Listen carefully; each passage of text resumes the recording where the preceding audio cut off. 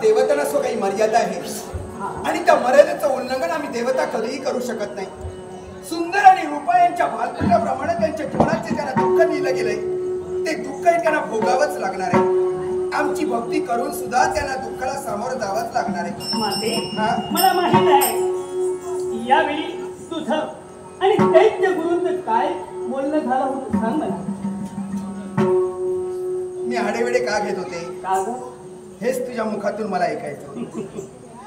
नारदा, अगदी मुद्द्याचं बोललास.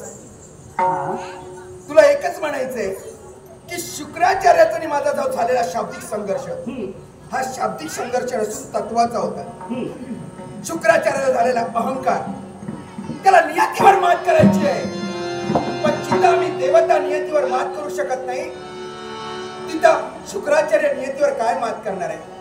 आणि यात झालेल्या अहंकाराचं निर्मूलन करण्यासाठी एक छोटासा डाव मी शुक्राचार्यासमोर टाकलाय. असा कोणता? एकच. सुंदर आणि रूपामध्ये प्रिय भक्त आहेतच, पण त्यांचा जर का भालपट शुक्राचार्याने बदलून दाखविला तर एका मात्रेनामा देवतांपेक्षा शुक्राचार्याला मी श्रेष्ठ समजेन. आणि हाच डाव टाकला याला कारण याच डावाबरोबर त्याच्या अहंकाराचं मला नायनाट करायचं. यामध्ये भक्ताचा छळ होते, त्याला काय करणार जाणते मी. पण या डावात कोण यशस्वी होते हे जर तुला पाहायचं असेल, शुक्राचार्याला झालेल्या अहंकाराचं निर्मूलन कोणत्या तऱ्हेने करते हे जर तुला पाहायचं असेल, आणि सुंदर आणि रूपावती प्रिय भक्त यांच्या जीवनातील दुःख दूर करून त्यांना सुखाची प्राप्ती कोणत्या तऱ्हेने करून देते हे जर तुला पाहायचं असेल, आणि मला नाही तर साऱ्या विश्वाला पाहायचंय की तुम्ही त्या सद्भक्तांसाठी काय करणार आहे. मग चला तर त्या स्थानाचा त्याग करून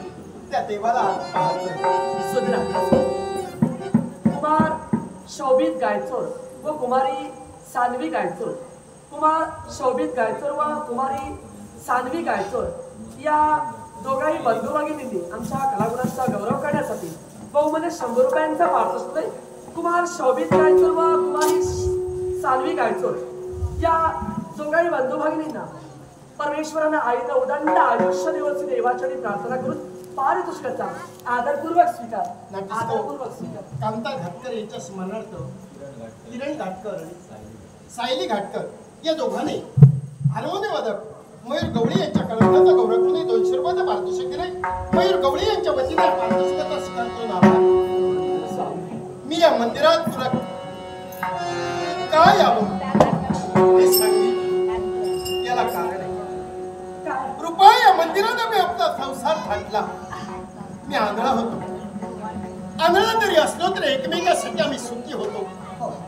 पण ज्या दिवशी मला नेत्र मिळाले त्या दिवशी माझी नियत बदलली गेली. पापा चरण माझ्या मनात भरला गेला आणि कुठेतरी मी तुला थिरकारी नाही. आणि म्हणून आता मला इथंच राहायचंय. इथं आपल्याला संसार करायचाय. आणि तो जर संसार करायचाय तर मी विचार केला कारण तुझ्या माझ्या ताटातूट कधी झाली. मला नेत्र मिळाले पण मिळालेले नेत्र हे पापी मिळाले. हे पापी नेत्र मला नकोय.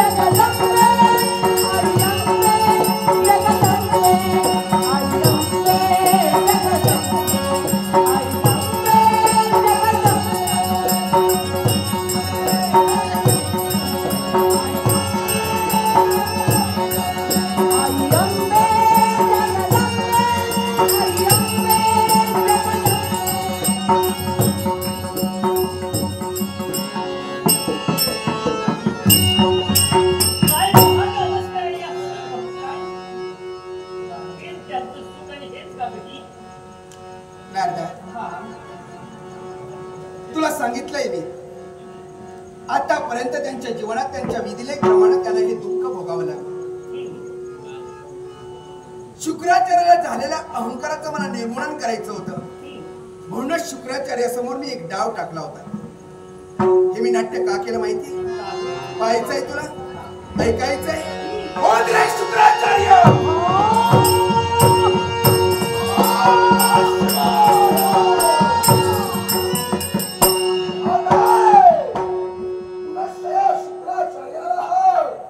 याला कारण आहे. माझ्या दरबारात तू घनघोर अशी प्रतिज्ञा केली होतीस की माते मला नियतीवर मात करायची. हे तुझ्याच मुखातील शब्द. माझे प्रिय भक्त सुंदर आणि रूपा यांचा भालपट बदलून नियतीवर मात करीन तर शुक्राचार्य म्हणून नाव सांगेल. निश्चितच. आणि तुझ्या प्रतिज्ञेला मी प्रतिज्ञा केली होती. जर तू नियतीवर मात केलास तर कलियुगात तुला संजीवनी मंत्राचा वापर करण्याची मुभा मी तुला देईन. नियतीवर मात केलीस? पूर्णपणे. सुंदर आणि रूपाच्या जीवनात सुखाची प्राप्ती शुक्राचार्याला करून दिलेली आहे. अर्थात सुखाची प्राप्ती करून देऊन नियतीवर मला क्षणिक सुख नको होतं. सुंदर आणि रूपा यांचा भालपट बदलायची जबाबदारी तुझी होती. जर तू त्यांचा भालपट बदललाय आणि त्यांना सुखाची प्राप्ती मिळवून दिलीस तर आज सुंदर आणि रूपा जीवनात आपल्या ढायढाय कारतायत. ही त्यांची अवस्था का? काय पाहतोय मी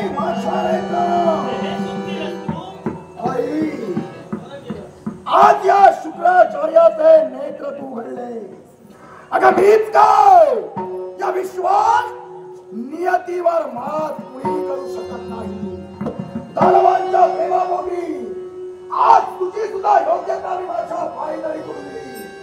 आज माझे नेत्र तू घडले. अर्थात दिल्या शब्दानुसार हा दैत्यगुरु शुक्राचार्य साऱ्या सर्व स्वार्था त्याग करून कुणाच्याही दृष्टीत पडणार नाही. आई समाधानी समाधानी समाधानी.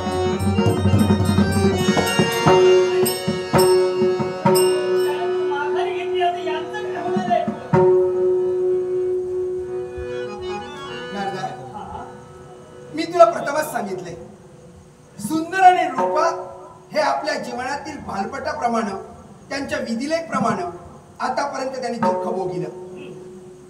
पण याला पूर्णविराम मी देणार आहे.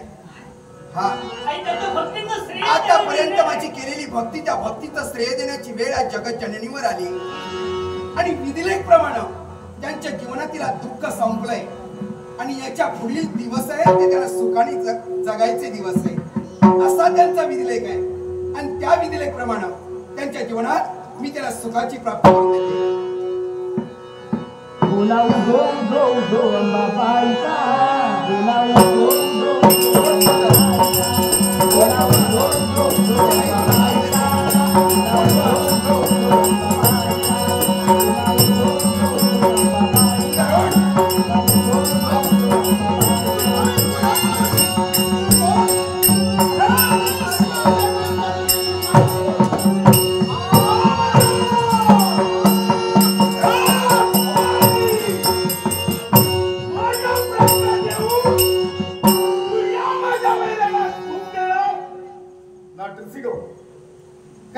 चंद्रकांत घाटकर स्मरणार्थ एका नाट्यप्रेमीला लाखोला तर 100 रुपयाचं पाठवून दिलंय. चंद्रकांत घाटकरांचे आभार यांच्या आत्म्याला शांती प्राप्त हो ईश्वरीने प्रार्थना करू सर्वांच्या आशीर्वादाने स्वीकार करतो. तसेच या गावचे सुपुत्र उत्कृष्ट डबलवारी भजनी बुवा आमचे मित्र नागेश शिंदे यांनी पण लाखोला तो माझा आणि आमच्या बंधू उदयला कोणचकर आम्हा दोघांसाठी 200 रुपयाचं पाठवून दिलेलं आहे. माननीय डबलवारी बुवा नागेश शिंदे यांच्या तुमच्या आशीर्वादाने स्वीकार करतोय. तसेच नाट्य शिकव कैलास होती चंद्रकांत घाटकर स्मरणार्थ सौ वर्षा सुर्वे याचकडून 100 रुपयाचं पाठवून केलेलं आहे. चंद्रकांत घाटकर यांच्या आत्म्याला शांती प्राप्त हो ईश्वरीने प्रार्थना करतोय आणि सौ वर्षा सुर्वे यांचे आभार मानतोय. तसेच डोंबारी कन्या ही भूमिका साकारणारे निळकंठ सावंत यांच्यासाठी प्रसाद ओढवणेकर, विजय जाधव आणि कार्तिक संतोष तावडे याचकडून लाख म्हणून 500 रुपयाचं पारितोषिक दिलंय, त्यांच्या वतीनं स्वीकार करतोय. तसेच डोंबारी कन्यासाठी कैलासपती सिद्धेश कोरगावकर स्मरणार्थ एका नाट्यप्रेमीनं त्यांना पारितोषिक दिलेलं आहे. निळकंठ सावंत यांच्या वतीनं स्वीकार करतोय आणि कैलासपती सिद्धेश कोरगावकर यांच्या आत्मराची शांती प्राप्त ही शिलेने प्रार्थना केली. त्याचप्रमाणे साई शिंदे आणि एक नाट्यप्रेमी यांनी बोमडचं पारितोषिक दिले. तुम्हा सर्वांना नमस्कार करून भवानीला नमस्कार करून त्याचा आशीर्वाद. हाय भवानी, एक लक्षात ठेव, जय भवानी म्हण. त्या तू याला दिलास ना, तुझ्या डोळ्यासमोर पुन्हा याला जगाच्या अलीकडे हे स्वप्न सोपवू नकोस. ते तू निर्माण केलेस कबीरासूर. देवतांच्या वाटेला पुण्याशी येणार नाही हे तुझे शब्द होते. तरी सुद्धा तू वैकुंठावर स्वारी केलीस, विश्वाची स्वारीकडे तूड बिघडवलीस. आणि ज्या भक्तांनी आमचा मोठेपणा वाढविलाय, ज्या भक्तांनी आम्हाला पूजलंय भजिलंय, त्या भक्तांच्या पाठीशी ठामपणे उभं राहणं आम्हा देवतांनी जगात जननी म्हणतात तुला, पण लक्षात ठेव विश्वाला आणि पुन्हा म्हणून मी म्हणायला लागेल. हे तुझ्या मुखातील शेवटचे शब्द आहेत. ज्याने ज्याने या धर्माचं आचरण केलं, धर्माला ज्याने काहीतरी तुडविलं आणि माणुसकीला ज्याने उत्पाती दिली, त्याला उत्पाती देण्यासाठी आम्ही देवता सज्ज झालो आहोत. मूर्खवादी मला नव्हे, तुझ्या दैवताच्या दैविकत्वाला मी चालणार आहे. चिरकाळ दैवतत्ववादीत आहे.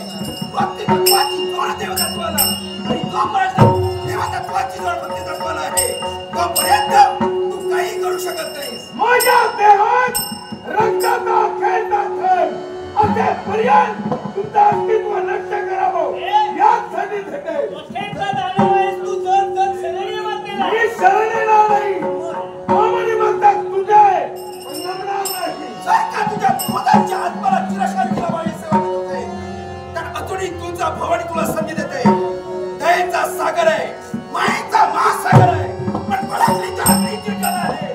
जाळून खाक करून टाकेल तुला. रणवीरात दूर कुणाकडं संधी घेत नाही, संधी कुणाला देत नाही आणि संधीचा सेवक संग्रामात झाला तरी मी परवा करत नाही. आज तर तू तुझा अहंकार बोलतोय, तू बोलत नाहीयेस.